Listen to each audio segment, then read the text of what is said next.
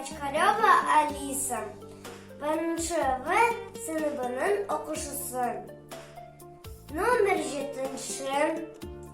Мектеп гимназиясын. Ибрай Алтынсарин. Кел балалар оқылық. Бір құдайға сені.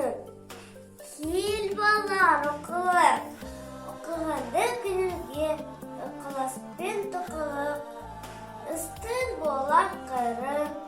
Бастасыңыз алап, оқылмаған жүреді. Қармағаны қармалап. Кел балалар оқылық. Оқығанды күнге ықыласпен тұқылық. Оқысаңыз балалар, шамнан шырақ, жағылар, тәлкенің алдына. Кел балалар оқылық. Оқығанды күнге ықыласпен тұқылық. Мәдәулеттің байлығы.